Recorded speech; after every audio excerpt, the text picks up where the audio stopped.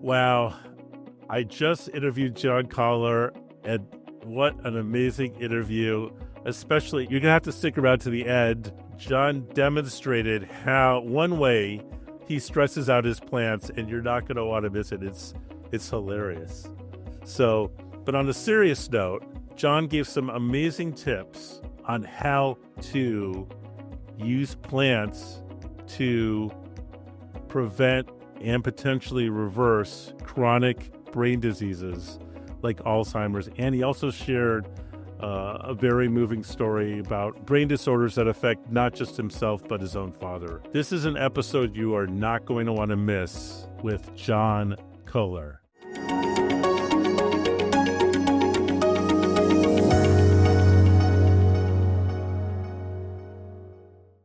John Kohler is a pioneer in the raw food and home gardening movement. He survived spinal meningitis at the age of 22, leading him to overhaul his diet and lifestyle. He's the founder of Growing Your Greens, OK Raw, and the Discount Juicers podcast. He's created over 2,400 videos that have been viewed over 120 million times. He's an advocate for nutrient-dense, homegrown food as a foundation for long-term health. He's known for introducing medicinal plants to mainstream audiences, and he's a frequent speaker at plant-based and health events worldwide. Hi, everyone. It's Dr. Josh with Alzheimer's Breakthrough, and this is a treat. What if preventing Alzheimer's started not in the lab or in the clinic, but in the garden? My guest today, John Kohler, transformed his health after surviving spinal meningitis at the age of 22 by adopting a raw plant-based diet. So, John, thank you so much for joining us today. This really is an honor. Well, thanks for having me, Dr. Josh. Awesome. And yeah, people might be saying like, wait, why is Dr. Josh having a gardener? I think you have the most videos on YouTube on gardening, but gardening for nutrient dense, plant foods, especially the greens. As you can see, I'm sitting in my garden. This is behind me. This is real life, not a still shot or image. But yeah. Awesome. So bring us up to speed, because I know some of your history. You personally, the reason I think that you got involved with health was you had your own health scare involving your brain. I think you had spinal meningitis in your early 20s. Is that true? That's absolutely correct, Dr. Josh. So I had spinal meningitis, the viral version. The doctors had no treatment for me because it was a virus. And the doctor said, basically, you might not make it out of the hospital alive. So that's not a fun place to be. Especially in my 20s, when I thought I had my whole life ahead of me. And a lot of people, they live their life and then they get in the hospital. And like, my whole goal at that point was, hey, how can I get out of here? And I could only say through higher powers, I'm here today. And the other thing I learned at a young age, very fortunately enough, was that health is your greatest wealth. Even if I had $1 million in the bank, which I had no money as a guy that just graduated college, starting his life out, even if I had 2.2 kids and I had 0 kids, even if I didn't have a dog or a wife, which I had none of those, nothing could have saved me. Even if I wrote the check, Mr. Doctor, $1 million, not valid unless John walks out alive. People that have lots of money lose their lives every single day because of their failing health. When you make a lot of money, that's great because it shows you're really skilled at making money. But that says nothing about how good you are at taking care of your health, which I believe to be more important. And that's why I put a lot of time in my life into gardening, growing my own food, even preparing food like I was earlier today, and not buying processed food from the store. So anyways, when I was in the hospital, the doctor said I might not make it out alive. I asked the doctor when I did make it out alive, fortunately enough, why this happened to me. He said, you have complement immune deficiency, basically blaming that I got sick on a weak immune system, which then he blamed on my genes, which may have been true. But then also over time, I learned that, hey, your genes load the gun, but your lifestyle, including your diet, pulls the trigger. So, my diet at that time, my lifestyle, probably stayed up too late, wasn't eating too good. And then also too, as a child, I was not breastfed. So then I had autoimmune conditions because of that, because my microbiome wasn't properly, I would say, formed the best way it could be. And then all that avalanched at college. And I'm actually glad, I could say now, I'm glad that happened to me, because otherwise I would not be where I am today. I might not be alive if this had not all happened to me, because I'd probably be a standard American, still eating fast food, junk food, not in a position to help so many thousands of people like I have through all my YouTube videos, sharing my experiences with this, and also, trying to dial up and always improve what I'm doing so that I could be healthier. More importantly, I could share what I've learned with others, because that's another thing very important to me, Dr. Josh, was that when I was in the hospital, I'm like, okay, if I make it out of here, I have a greater purpose in life than to just make all this money, which is what everybody coming out of college thinks they should be doing is, oh, we're just supposed to make like a lot of money. Well, what's that money good for anyways? Exactly. And just so the audience understands, even though you were in your early 20s, we now know that some, not all, but some cases of Alzheimer's and other dementias are actually, one of the root causes are viruses or infections. So I'm just curious if you remember, what symptoms did you have in your early 20s when you got hit with this meningitis? I mean, it was basically like just flu-like symptoms is all I could remember at this point. I was just really just felt sick, tired. Like, I remember vomiting. I don't know if that's because of the Theraflu I took back then, because thought I had the flu, but it was, of course, way worse. Of course, had a headache. Yeah, I mean, those are all Wow. the symptoms that I remembered at the time. Got it. And how long were you in the hospital for? I don't even remember at this point. Maybe like a Okay. week or two. I have no recollection. Got it. And so it sounds like that was what triggered you to make a change. How long did it actually take you to make the change? Was it you got out of the hospital and you immediately changed, or what was the time course, if you remember? So it was a slow transition. So like all I knew when I got out of the hospital is that I had this, opportunity with my immune system that I needed to correct. And as a business major, I had no idea how to do that. So, I mean, I shopped at health food stores, tried to eat healthier, I cut out red meat. I'd stopped drinking already at that point, but I didn't really know what to do. So, I mean, one thing led to another. And I mean, I think the first step was I saw an infomercial on TV, which Jay Kordich, also known as the Juice Man. And he I basically remember talked him. about, yeah, he talked about how juicing could improve your immune system. And that's the only words I needed to hear in his whole infomercial. I ordered the juicer, got started juicing, and then I was at a health food store, found a book called Cleanse and Purify Thyself, which talked about colon cleansing. Did the colon cleansing, and for the first time in my life, my skin cleared up because I had eczema as a child. And the Dr. Messina, my pediatrician, always said, "Oh, you're going to grow out of this, John, when you're a teenager." And that never happened. He gave me all these, steroid creams that really didn't help at all, and probably, did bad things in my skin, prematurely aged my skin needlessly, and all these steroids. But yeah, so it was over time. And then, but once I learned about juicing and then going into colon cleansing, my skin cleared up. Then I'm like, this is the way I need to live for the rest of my life. And, so it was like maybe a year or two after I got out of the hospital, I was kind of wandering, but then once I started learning more, then I got kind of laser focused on eating more of a raw and living foods diet. That's awesome. But I think it's the real world. That's been my transition too, a dozen years ago, from a standard American diet, highly processed, to eating basically whole plants. And but I think that's one common thing is self-compassion. Not everyone can make all these changes all at once. Do what makes sense for you, and every day try to improve. Yeah, I completely agree. I mean, for me, I saw more of like, do you want to live or do you want to not live? One of the things I learned early on, which I found later to be false, was that every time you eat cooked food, it basically, creates a digestive leukocytosis, or white blood cell increase, which I don't know, you could verify, but I've later learned that that's not entirely accurate. Just because it's cooked doesn't cause that, but it actually cooked animal products causes that. Even, cook the crappiest vegan junk, plant foods won't cause a digestive leukocytosis from what I've learned nowadays. Yeah. So leukocytosis, which is just medical speak for a high white blood count. White blood cells are part of the immune system. White blood cells are often high in people who eat animal products like meat because the body's own immune system recognizes that, hey, this is not human. This is a non-human animal, and we're going to go after it. And it doesn't normally do that the same way with plants. So that part is definitely true. Let me ask you, because you had your own health scare, and I understand recently, unfortunately, your own father, I think, was diagnosed with Alzheimer's. If you feel comfortable sharing, what happened there? Yeah, so my dad was diagnosed with Alzheimer's. I mean, it's probably been a good, I don't remember, I don't really count how many years, but it's been a good number of years now.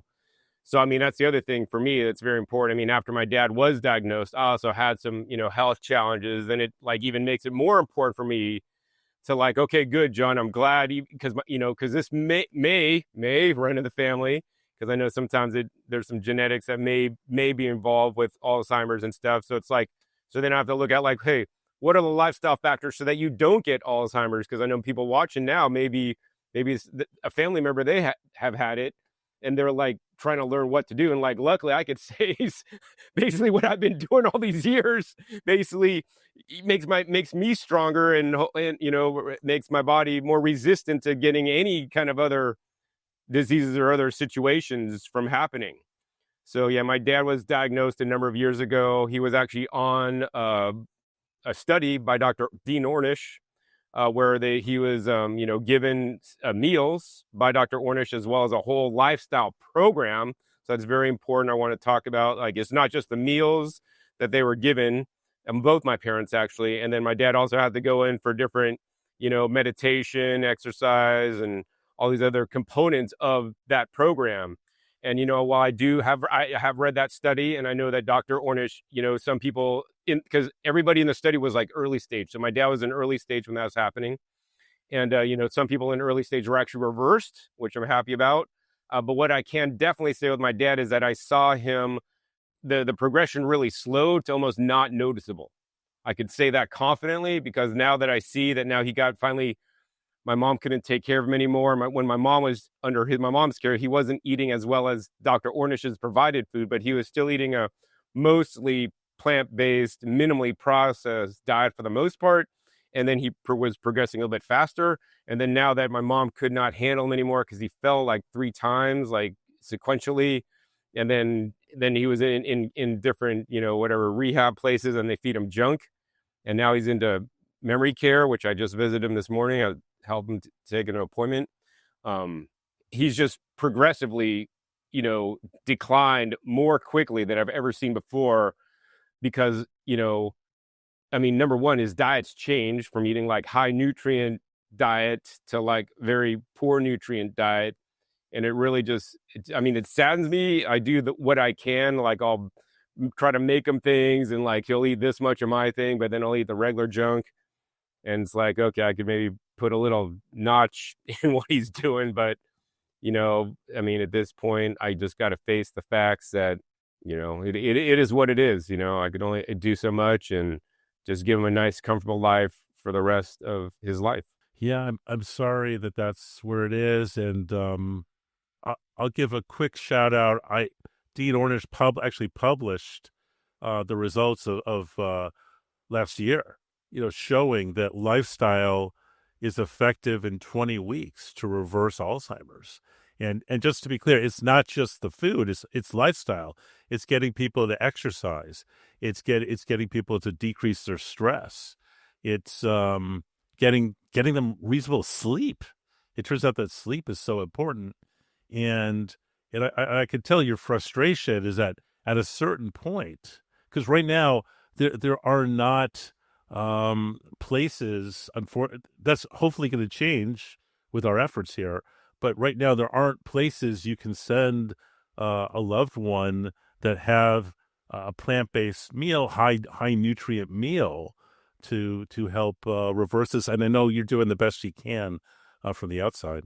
Yeah, I wish there was better places, that would, and also too, activities and different facilities he's been in. He has different, social activities and things, because that's also important. But, a lot of them really lack also in the exercise department and the meditation. And then also too, I mean, I'll be to say that probably the biggest stressors in my dad's life, unfortunately, and sometimes even in my life, is my mother, which, he really can't get away from. I mean, God bless her heart, because she is by his side visiting her every day in the care center, but also she, in my opinion, caused a lot of undue stress in his life. So I think people should also consider, other stressors that are maybe more difficult to remove from their lives and stuff.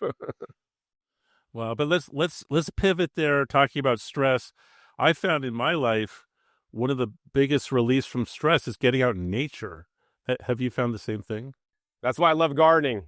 My plants don't talk back to me. I love them. I could talk That's to them, but they amazing. don't talk back. Well, I could look at them and kind of see what they're trying to tell me. But yeah, they don't talk back. They don't yell. They don't scream. It's just really nice and calming. Get my hands in the soil and the dirt and being grounded. I think that's a big problem also too these days, Dr. Josh, is that we're all on screens. Everybody's on their phone every minute of the day, man. Just get out to nature. Like just walk out my back door and I just have like a like a jungle this time of year outside. I could just sit outside, drink my green juice or eat my fruit or just wander around and pick and eat things. That is amazing. And you're in Las Vegas, and my understanding is that's a desert to try to grow. You didn't choose an easy location to grow, but I think that's the point you're trying to make, is that wherever you are, you do the best you can and try to grow your own food. Absolutely. Yeah. So, I mean, I was living in Northern California, actually up near True North, and it's super easy to grow there. Then I moved to Vegas for probably mostly financial reasons and business purposes. And then I had to get a lot better with gardening because it's a lot more challenging. We've had over 60 days of over 100 degrees. Today's a nice day. It's like 95 with the clouds out, so it's no direct sun. But that's the point. Like, you could grow anywhere. I mean, most of my neighbors have like rocked in yards with like no landscaping, but everything in my backyard is 100% edible. And I have videos on how to do this. It's not rocket science. I've had to figure this out because it's very important to me to have the highest quality food, to grow my own food, to know where it's coming from, to have minimal transportation, to have it not stored in refrigerated trucks where it's losing nutrition, to not being sprayed with pesticides and herbicides and all these different glyphosate Roundup things, and using unnatural fertilizers that imbalance the minerals, and also more importantly, like grow foods that like money can't buy. Like you can't really go out and, I mean, maybe if you're in Hawaii, you could find this, but even in Hawaii at farmers markets, you can't really find this. It's called bele, or it's like also called like salad tree. The leaves you could just eat like lettuce. It's like my summer lettuce. It's really mild tasting. It's in the hibiscus family, and it's like just super mild, super nutritious, a little bit mucilaginous, which is good for our gut. But yeah, and then some of these things, like, they don't travel well or ship well because these are like summer greens that love the heat under refrigeration. Now, actually, below 32, this plant is gone. So, I mean, if below 40, it's really hating life. So you can't cut this, put it in a refrigerated truck and ship it across the country because it's going to be wilted. So it's like a lot of the vegetables that we eat today are based on the vegetables that could survive the wintertime and be all right with 40 degrees, right? So we're eating a very, I would say, unnatural diet, but of course it's the best what we could do. Every grocery store has fruits and vegetables, and they're still, even if you're not growing them yourself, it's still the best foods that people should be eating as a majority of their diet, along with other healthy whole plant foods that they prepare at home, in my opinion. I agree with you. What about someone who doesn't have a backyard? Can you what do you think about growing things inside the house or hydroponics? What are your thoughts on that? I think always to grow your own food is better than not growing your own food. But then also too, I think about realistic. Like, I have a raised bed here, in the wintertime, it has like 100 heads of lettuce. Right now, it has. You probably see these things. These are just as wild arugula. I probably have like 30 wild arugula plants in here, and they're all just, each one like sprouts up in all these things, and they just basically harvest all these tops, which are basically just like the wild arugula tops, not like the standard arugula. These are like way more spicy, and they just grow super simple. It's like lights up your mouth, but this is like full of like isothiocyanates, and especially in the summertime when it's 100 degrees out, these are going to be more spicy. They're like delicious. But I mean, the thing is, I have a lot of a lot of space and I could grow a lot of plants. And if you like grew one of these plants in your house, okay, yeah, maybe you could get a bite or two every few days. But like, I really want people to put a dent in the amount of food they need to buy by being able to grow more of the food that they actually consume. So if you grow one lettuce plant, you could pick a few outer leaves every day and eat like one lettuce leaf out of your own lettuce, or you could wait 60 days and then harvest the whole lettuce and not even have enough for a salad if you're on track on eating a lot of plants like I do.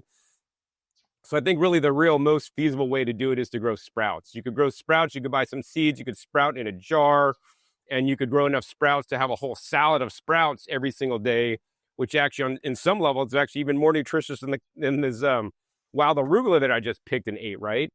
Because you're eating a lot of little baby plants that are, I don't know, 10 to 40 times more nutritious than the adult style plants, and then I'd say that's the easiest. And then the next up, because you could do that in jars with seeds and clear and pure water. Next up is microgreens. You could set up a whole rack and a whole tray with lights and everything, and you could produce one tray of microgreens a day to eat. And actually, you could then do like arugula microgreens in it, but that takes a lot more time and work. The goal would be to basically always have one jar ready to harvest every single day to act as the base of your salad or as a topper to your whatever you're creating at home. This way you're also getting a lot more life force, vibrancy, energy, vitamins and minerals in the food you're growing at home. Plus, of course, there's like 0 food miles. That's awesome. And we both know this, but I don't think the general public watching this or listening to this knows that it is the youngest plants that are often the most nutritionally dense. Probably because when you have a really young plant, it needs to have all these nutrients in order to survive. How long have you known that the very youngest plants were the most nutritionally dense? I mean, probably when I started eating a raw foods diet back in 1995, because I learned about Ann Wigmore in the Living Foods diet when, the main part of her diet were sprouts and sprouting. That's awesome. And one of the things that I've seen you lecture before, you actually have a meter that you can put into different plants, different produce, and measure the nutrient value. And what I found shocking is you shared with me that if you just go to the supermarket and measure the amount of nutrients in those plants, often they're very low. Right. Yeah. So what you're talking about is a Brix meter, and that is thought of normally as measuring sugars. So like wine, people that make wine would use it to check the Brix on the grapes to make sure their Brix is like 26 or very high, so that sugar can now convert into alcohol when they ferment it.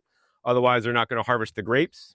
But aside from measuring just the sugar content, it actually also measures total dissolved solids, basically, including minerals in the food itself. So it's a rough measure of some of the nutrition. But yes, you're right. There's a standardized Brix chart where like there's different numbers. There's like poor, average, good, and excellent for different classifications of food. And so like if it's a tomato, if it's 4, it's like average, or no, poor. If it's 6, it's average. If it's like 8, it's good, and maybe like 10 or 12 is excellent. And so when foods are grown, they just want to be able to make them sellable. They don't really care about the sweetness. They don't care about the nutritional density. They put fertilizers in it that agriculture have seen that plants need to grow, which is 3 main ones, but then there may be like up to 15 or 16 other minerals that are important for plants. But I put like 70 to 90 different trace minerals in my soils from different things like ground up rocks and ocean minerals, for example. And so this increases that density of when I test it on the Brix meter, so that then it also tastes better to me because there's more complexity. And also, of course, when the plant has more nutrition and the nutrients it needs, and all the rhizosphere and the bacteria and fungi and the food soil web in the soil have everything it needs, the plant can now fully express itself and make all the secondary plant metabolites, which would be known as nutrients for us, right? And so, yeah, the store-bought, they're doing it for one reason. Everything you buy in the store is not for your health. It's for profit. The companies want to stay in business. They're making food, not for your health, but to sell it, to make profit. They want it to stay fresh on the shelf and not go bad before you buy it, so they don't lose their profit. And so that's why it's very important to me to grow my own food, so I could take the profit out of the equation, so I could grow truly healthy food. Now, yes, there are some local farmers near many people in the country that may be doing it for more health, and generally organic is healthier, but also not just beyond organic, like regeneratively organic, and then finding out what soil amendments companies are using to enrich the soil. And even more so important than that, if we want to go deeper, is that even more important than the soil amendments that the growers are using to add nutrition to the soil is the genetics of the plant. So I don't know if you probably can't see it, but I have purple leaf plants back over there. They're not close up, but the purple leaf plants have anthocyanins in there. And even if like all the genetics in the world, even with all the best nutrients in the world, this plant won't turn purple. It won't make those secondary metabolites or the anthocyanins in there. That's why they say blueberries are so healthy.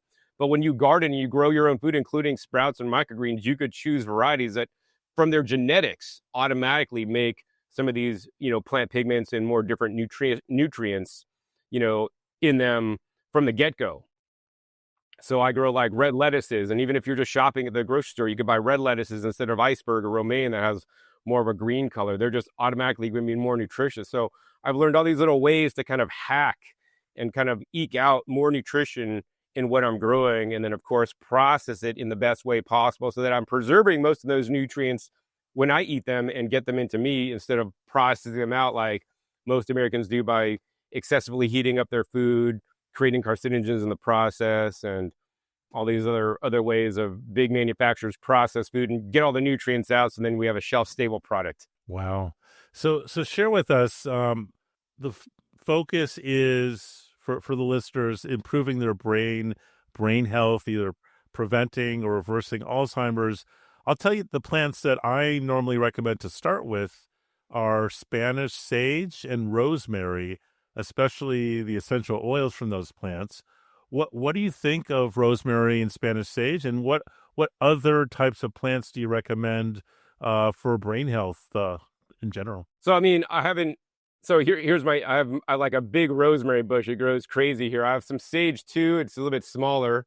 I don't know if it's the Spanish sage, but of course, I would say all the different herbs are really rich in essential oils. I mean, a lot of these you wouldn't just like eat as plain. It could get kind of strong, but as a seasoning, is definitely great. But I mean, I think, as much as like, I look at the quantity of food you could eat. So like, I can't make a meal or a salad out of rosemary leaves. That'd be a little bit hard. I mean, I like the flavor, of course. So I look at like foods I could eat, like, a lot larger quantities of, and also I look for foods that have like a lot more antioxidant value and different nutrients in it, so for specific reasons. So one of my favorites I grow is called Ashataba. It's called Angelica Kiisuke. It's actually from the Honshu Islands in Japan. And so it makes this yellow sap. I don't know. I know that the yellow sap is used for a lot of different ailments traditionally. And actually it's in published studies. I don't know if it's actually used in Alzheimer's or not, but I really want to, my goal is to just grow a diversity of plants, and not as much as some have been shown and proven in studies to be really effective. I know blueberries is one of the wild blueberries, specifically, not regular blueberries, because wild blueberries are higher in anthocyanins. The purple pigments are one of my most important pigments that I'm trying to grow in my garden. So every season I'm growing different purple plants. So I've like the cranberry hibiscus over there. I also have ant lilies. It's also another bele, but with purple leaves. Then I have a whole wall of purple sweet potato leaves. So it's all purple leaves that have the anthocyanins. And then, I eat those every day during the summer because I have like unlimited amounts of these greens. So to me, I think it's really important about not what you're adding, but also what you're not including and what's taking the place of. So, if you're having a rosemary chicken, and you have a few bits of rosemary because Dr. Josh says that's good, but then you have this big portion of chicken and three twigs of rosemary, that's not cut it. So, hey, let's have a big salad of the purple leaf, sweet potato leaves that you could eat raw or cooked, and with rosemary in there. And then I got the water spinach in there, and I got other greens too. The greens are very important, and they're like a staple of my diet. I believe them to be very helpful, and it's and they're also the easiest to grow. I mean, you could try to grow like a blueberry plant, and then I have friends that try to grow blueberries and here in Vegas, and it just doesn't do well. The weather's too hot, the soil's not acid enough, and then they just have a spriggly thing that they're never eating off of. It's easier to just go to Trader Joe's and get the frozen wild blueberries from Canada, which is what I get. But I grow all my own greens to make salad, so I think it's very important to. And also too, the other thing the reason why I like greens is I have tomato plants and eggplants. Actually, that's another good one for anthocyanins because they're purple on the outside. I have tomatoes, eggplants, and peppers over in that bed. But if you think about it, the pepper plant has to grow up, make all the leaves, and then it finally makes a flower, and then hopefully that flower turns into a fruit, and then the fruit ripens, and you get to finally eat it. Whereas like all the leaves, once the plant starts making leaves, you're just picking them and eating them.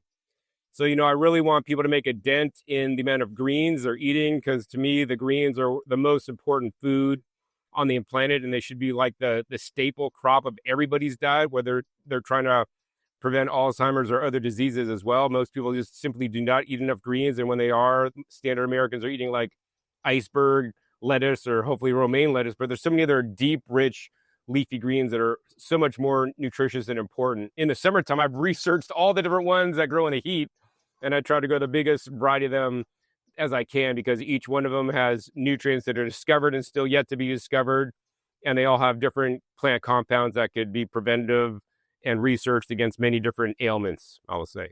You need to hydrate every day, right? All day, every day. Why not make a quick, healthy change to your hydration and use that as an opportunity to get more micronutrients into your body? That's the idea behind hydrating with purpose, and that's what our friends at Organifi are all about.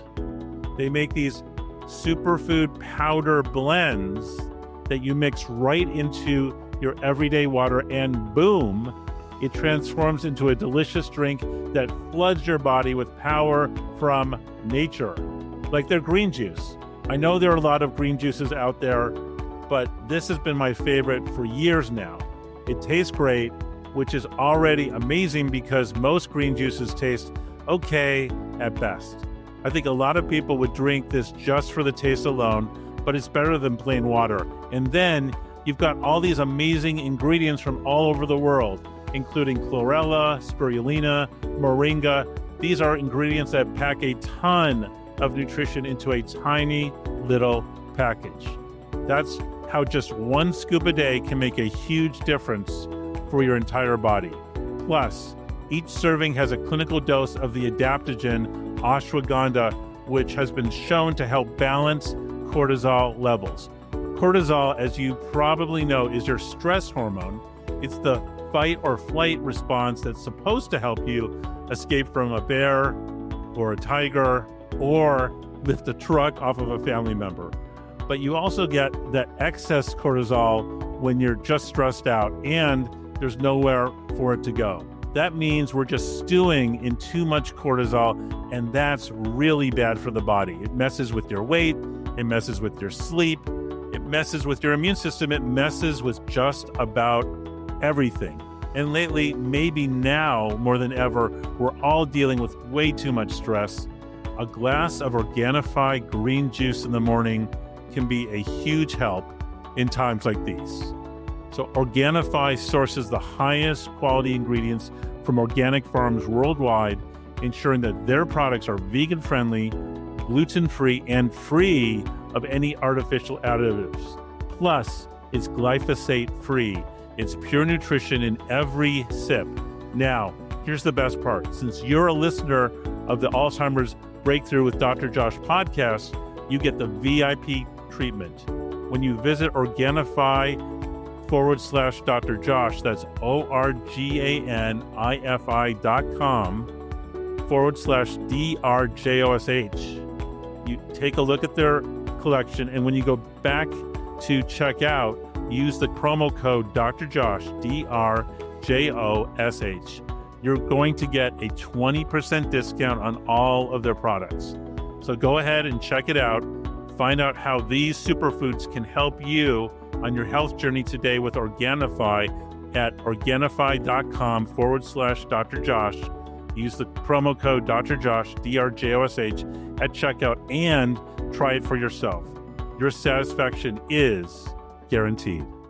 Let's just focus on leafy greens because I agree with you 100%. You need to focus on that for brain health. But here's another tip I know you know, but share with us. It's really important to chew. So, for example, arugula or these other leafy greens, one of the nutrients you want to release is nitric oxide. And it turns out that there are two places in your body that make nitric oxide. One is in the mouth and one is in the gut.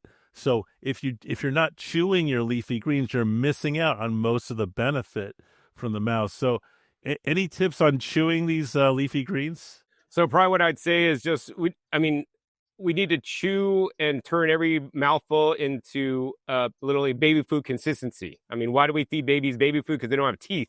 So we should also be chewing every mouthful into a mush as well. And the interesting point I want to talk about nitric oxide, since you brought it up, Dr. Josh, is, I met a doctor actually at a naturopathic conference, actually, Dr. Nathan Bryan, I believe his name was, who I interviewed on my channel. Yeah, I've interviewed him too. He's amazing. Yeah. But basically, I learned something very interesting from him because he's tested all kinds of beets from all over in organic and non-organic farms. And I was really surprised to hear when he told me that the non-organic beets had higher nitric oxide levels than the organic beets, because I'm always thinking, organic's best, yes. But then when he told me that, I'm like, I thought to myself, how could that be? But then I instantly understood why that is.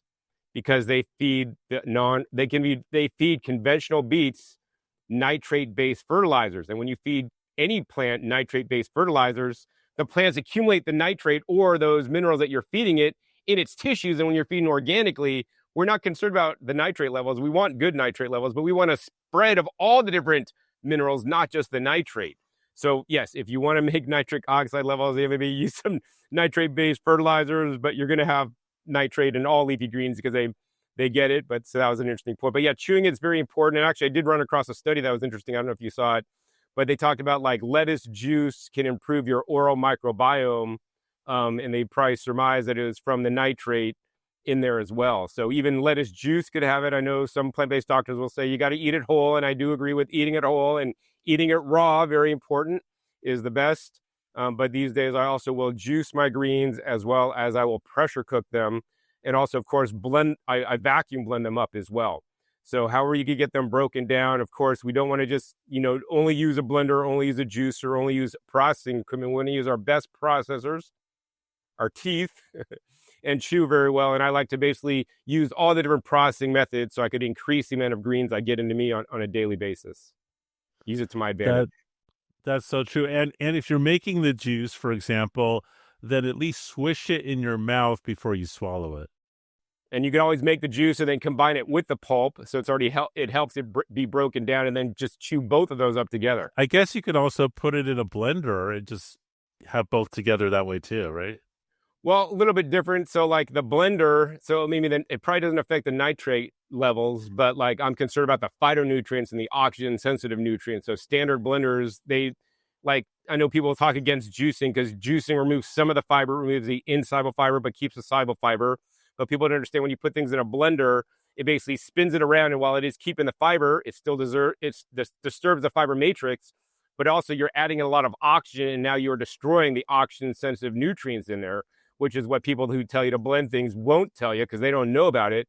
So that's why I only recommend vacuum blending. So you're keeping more nutrition. Also, it stays fresher longer, so you could store it if you need to make food in batches because you're a busy person and going to work all the time and all these things. But yeah, I mean, blending and juicing, they both have their pros and cons. I do both of them for different reasons, as well as chew a lot. And also I do heat process and put things in my pressure cooker to eat my steam greens as well, because every different method will basically select for certain nutrients or certain components of the food will be better or worse absorbed based on the processing method. So yeah, I don't want to like leave myself out on any of the different methods. Awesome. And my understanding is that as humans, we're designed to eat over 100 grams of fiber a day, but the average American, maybe they're lucky to get 15 grams of fiber a day. So that's, to my mind, one reason why you want to focus on greens and fruits that have large amounts of fiber. And specifically with fiber, we're trying to improve the bacteria in our gut microbiome. Is that your understanding too? Pretty much, Dr. Josh. So like, I think I've calculated on a daily basis. I don't get 100, but I get usually 60 to 80 when I've calculated it, which is still plenty of fiber. I think indigenous people may get over 100. Maybe some days I'll get 100 depending on what I'm eating.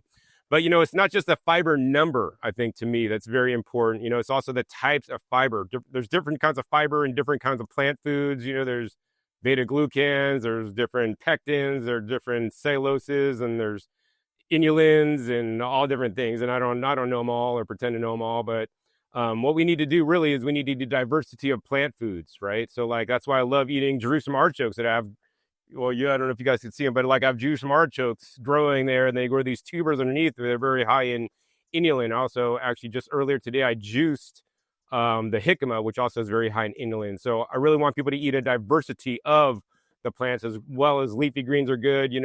I had oatmeal and buckwheat and flax seeds and quinoa as my morning breakfast this morning. So there's like a lot more grains with different, fibers in there as well.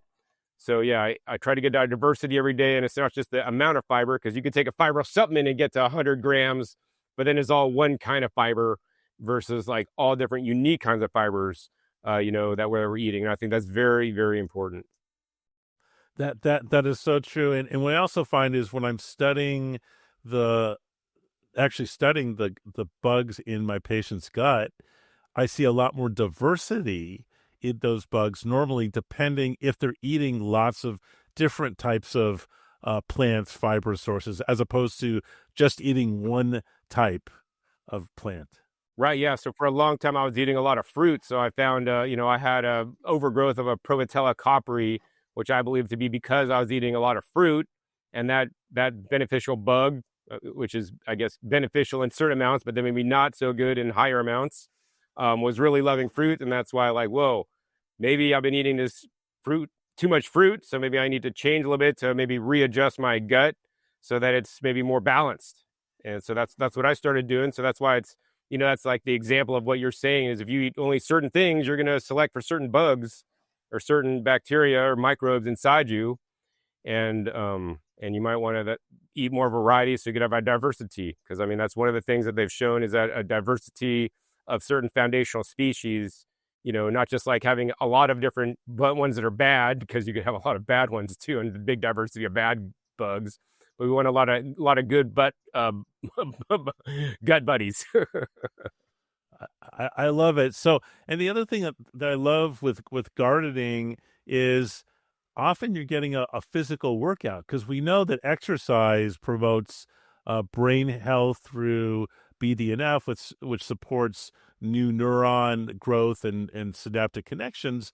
So just if you could just share with us, tell me what type of workout you get in the garden. Are you lifting heavy things? Tell me about your garden workout.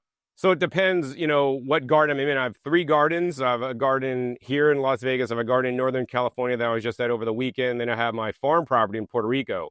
So each one, the Puerto Rico property gives me the most workout, because mostly there I'm doing string trimming and heavy work where I'm cutting trees and pulling all kinds of crazy vines and all these things. And my other 2 gardens are more of like standard residential house gardens. So, I may be lifting bags of compost, I may be mixing compost, I may be tumbling my compost tumbler. I could just be cutting things, could be harvesting things, could be bending over. I don't know if it's like a super huge workout, but what I like to say is that, it gets you moving outside every day. You need to come outside to check your plants, at least walk around the garden. You're picking off brown leaves, checking for insects, checking for bugs. You're going to just be more physically active instead of sitting on your couch watching Netflix all day. Right. And then, of course, I need to harvest things. And I have like basically, I'm preparing food. I'm always standing up. I'm not like ever sitting down. And I do a lot of food prep, an hour or 2 of food prep most days myself, actually. And so I'm always moving. So, and then, of course, being outside, also just being with my plants is like, for me, I find it really calming.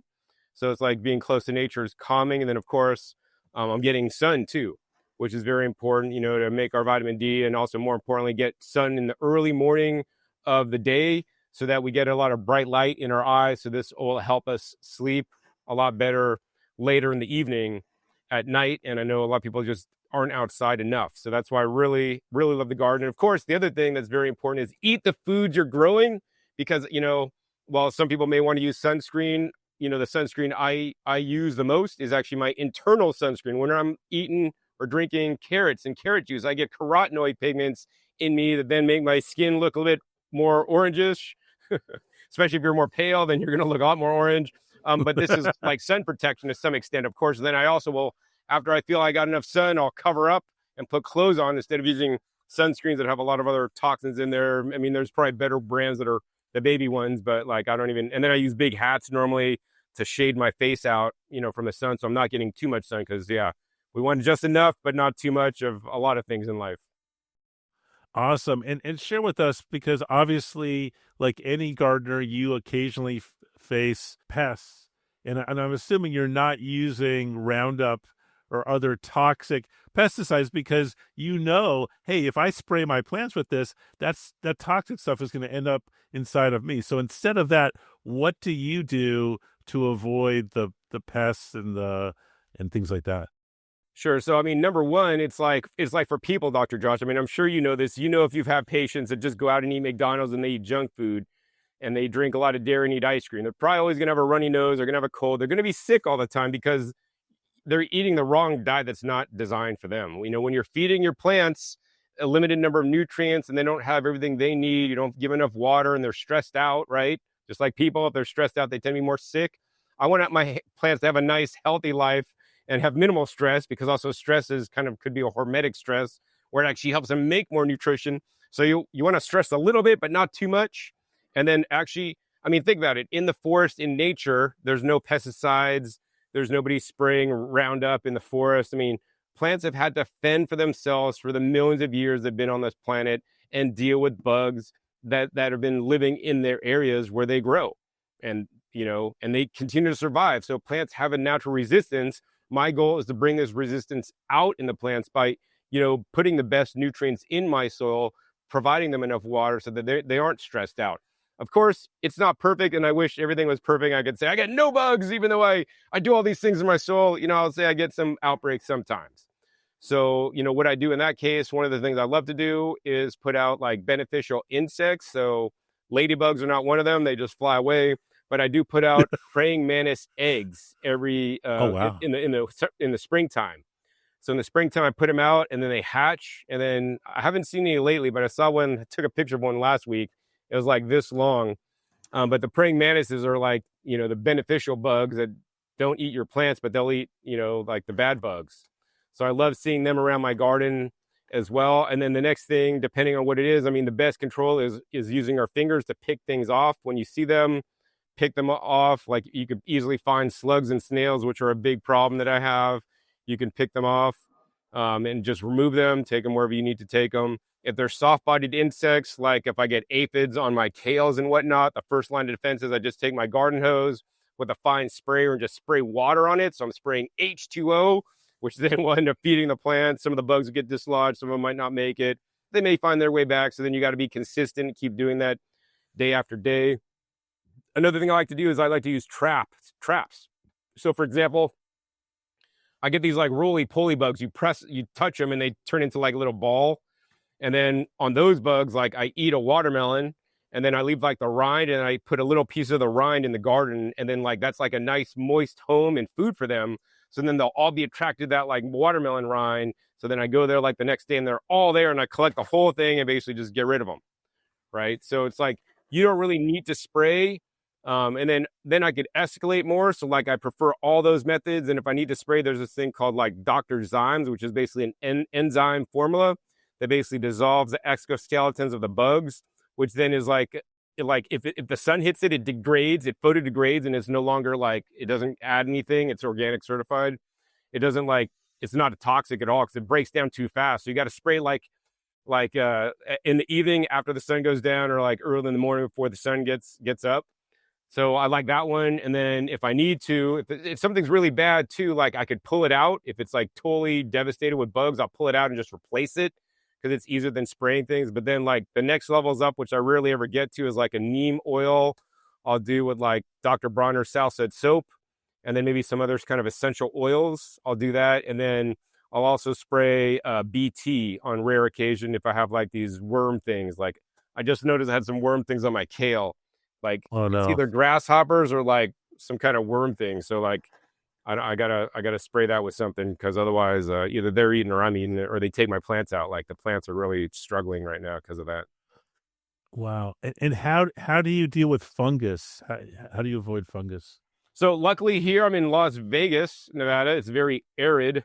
So unless you mess up, you really don't have a big problem with fungus, unlike places like Florida, where it's a lot more humid, of course, So I mean, yeah, I could say on my Puerto Rico property, since I'm not there that much, I'm sure it gets fungus, but I think once again, I'm really relying on plant resistance. And if you're growing things that are used to growing in the tropics, they have their own built-in defense chemicals or plant secondary metabolites that they create on their own so that they could be resistant against funguses. So why should I need to spray additional things on it? Yeah, it makes perfect sense.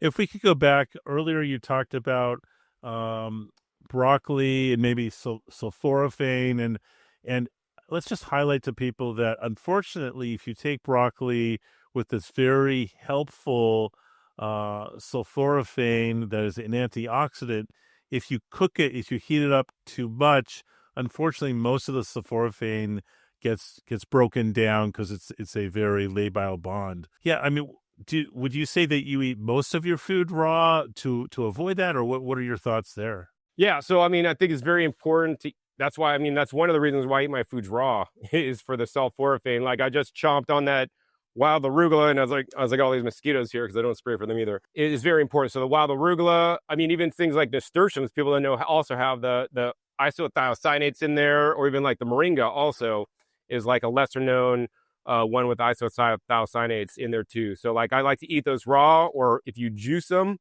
or even vacuum blend them. Like, and the other thing is, you want to kind of create some of these reactions if you are going to cook. So like, if I am cooking some of my kale, for example, I usually do that in the winter time when I have a lot of kale.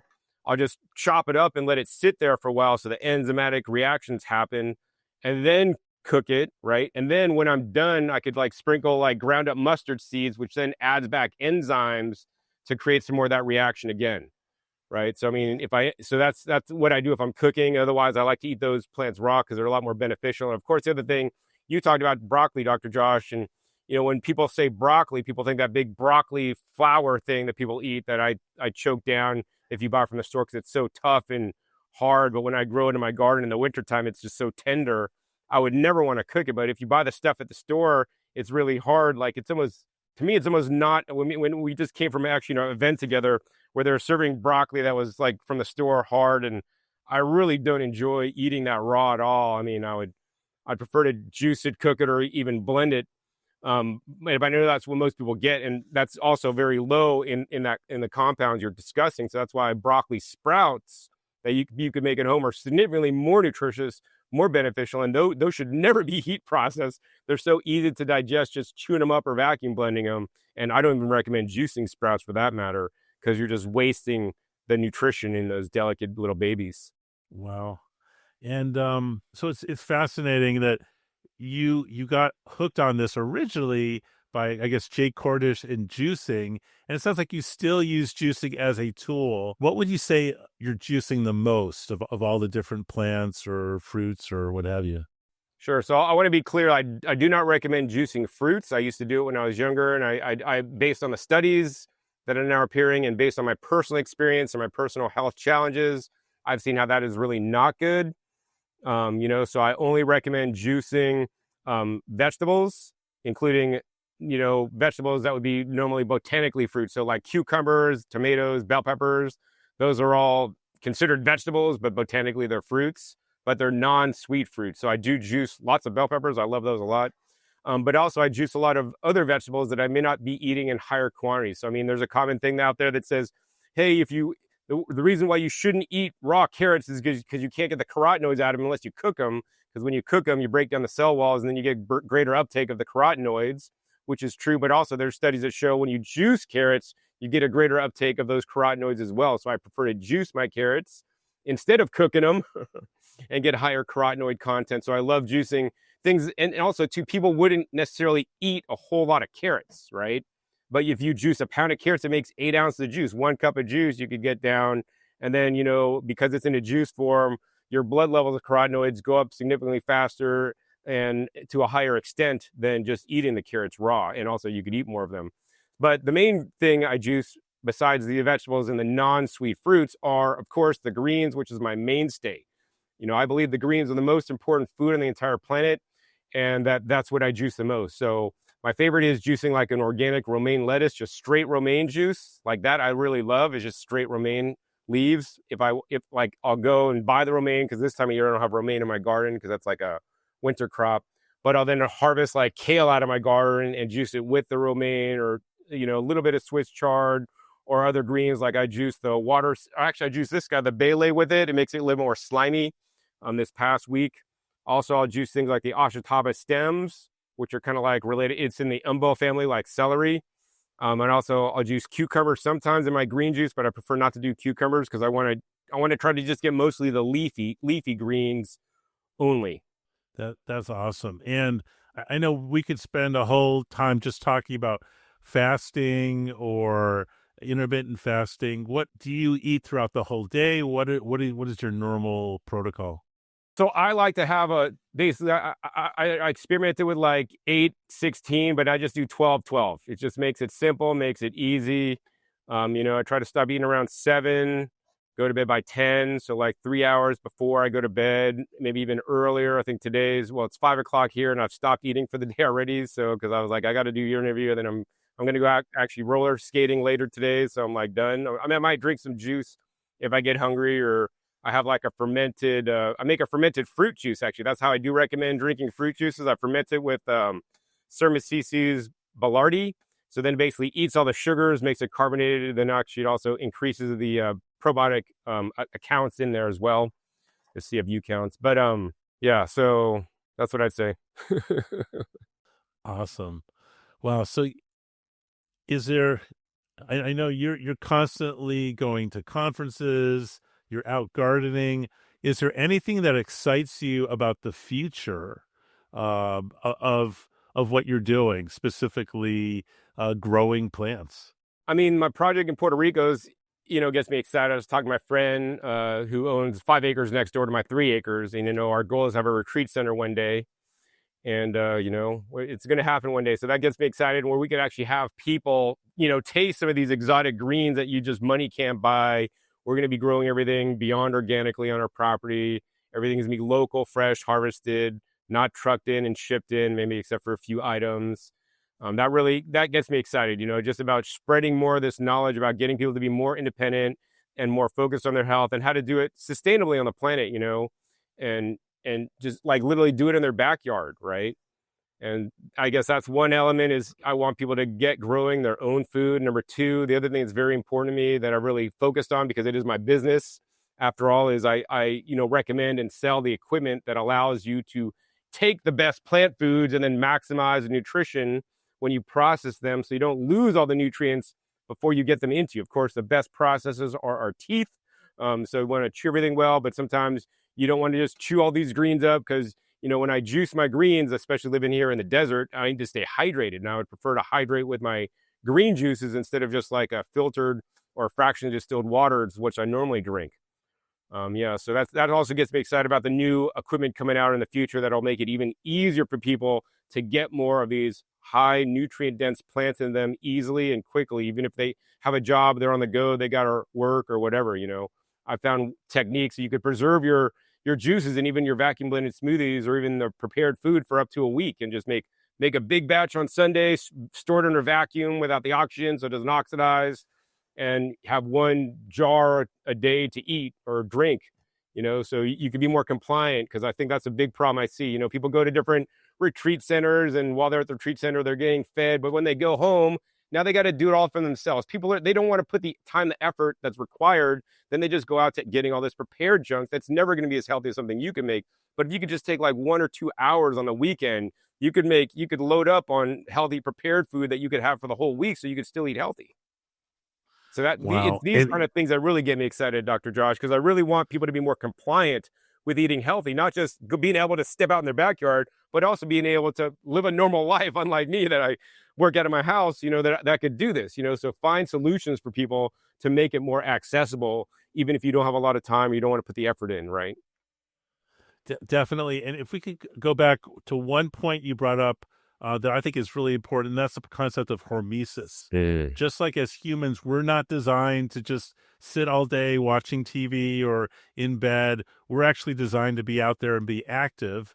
What doesn't kill you makes you stronger. The same thing with plants. My understanding is that plants need to be, if you stress plants, they actually produce more antioxidants than that we can be the beneficiaries of. So my question to you is, how do you stress your plants so they're going to end up producing more antioxidants for you to eat?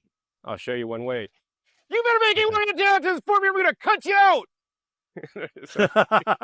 No, I don't often do that, but I don't know. They say that works. I don't know, but nonetheless, I don't really have to do much actually because I live here in Las Vegas, Nevada, where it's 100 degrees. Just being in 100-degree weather stresses my plants out enough to cause them to be some hormesis. Maybe if I underwater them a little bit, that could cause some hormesis for them. I mean, even me just walking outside. I mean, there's studies on saunas with humans, and being in a sauna is good for us because it's a hormesis. Well, I don't even need to go in a sauna. I could walk outside. It's 105 degrees outside. But think about it. I can go back inside. I mean, my AC is set at 82 because I don't want to have it too cold in the house, right? But my plants are out here 24/7. So they get to deal. And also too, besides just the heat, it's also the intense UV that we get out here in the desert, right? This really stresses out my plants a lot more. And of course, also too, unlike normal farms, even organic farms or conventional farms, they're spraying pesticides on the plants. So when a bug chomps on this plant, right, that also creates hormesis. That stresses the plant out. Then it causes it to create more plant auxins. I mean, I also do compost teas, they say, spray on compost tea. That also could cause a little bit of stress in the plant as well. I also use this stuff called insect frass, which basically could also stress out. So it's these little organic nutrients, or so-called nutrients, like if we eat what I think it's anthocyanins, are somewhat a hormesis effect on us, but even spraying some of these things that I spray organically on my plants are a little bit hormesis effect or hermetic effect on them as well, so it's all these little things I do can stress them out a little bit. And yes, just living here in the desert, they probably don't have, they have really good soil, but I don't do soil testing and send it off and get the soil exactly right. I just kind of throw a little bit of this, a little bit of that, and it seems to all work pretty good. Well, that's awesome, John. So where can people find you? I know you've got 3 different extremely popular YouTube channels. Where can people find you? Sure. So if they want to learn about gardening and growing food, which is my most popular YouTube channel, help me get to 1 million subscribers. I have I think I'm 950K now. It's at Growing Your Greens on YouTube. If you guys want to learn about my plant-based diet that's nutrient dense, focused on minimally processing my food, including a lot of raw foods that are not even processed by heat, it's at OK Raw, letter O, letter K, RAW. And if you want to learn about the best equipment to process your foods to minimize the nutrient loss, you want to check me out on my YouTube channel, discountjuicers.com. That's where I have over, I think, 900 videos now of testing all the different major juicers, vacuum blenders, and other appliances to lock in more nutrition so you don't lose them before you get them into you, so you could get the benefit. That's awesome. And are you on social media? Can people find you there too? Yeah, so you could check me out. Only social media I really use is Instagram. I'm at Growing Your Greens on Instagram, where I post my musings and what I'm up to. Cool. And is there any question I didn't ask you, but I should have? I think we covered all of it. The most important things for me are just, taking responsibility for your food, to have higher quality food, to grow foods that money cannot buy, including different cultivars and varieties of plants that are more nutritious, having the best soil amendments, of course, processing the foods in the best ways possible, of course, minimally processing the food before you eat them so that you're getting the most nutrition in you. I think those are the ones that are most important to me. And, I think if people just do one of these things, one change, over a whole year, just by now somebody's buying that red lettuce instead of the, green iceberg lettuce, that's a huge improvement. Or they're getting the purple carrots instead of the orange ones, all these little things can add up to be a huge difference in the long run. John, thank you so much for coming on my show today, but also for educating the public in general. And I love how you basically turned adversity into abundance by taking a really tough spot that you were in your early 20s and turning it into a source of health and wealth, not just for yourself, but now that literally millions of people have watched your videos, you are literally transforming the world. So I salute you, and I really thank you for being here today. Well, thank you, Dr. Josh. I mean, we are all doing our part. You know, your work with Alzheimer's and all this is also really amazing because, I mean, there's more and more people coming down with that dreaded disease that my father has, unfortunately. So we need more people like you to educate the world about this and how to not get it in the first place. So thank you for the work we're doing, or you're doing. And, you know, we're all doing our little bit to make the change in the world we want to see, which I think is the most important. Now it's up to all your viewers watching this. You guys can make a change starting today based on what you learned today. And I want you to do it. Awesome. Peace and plants. Thanks so much.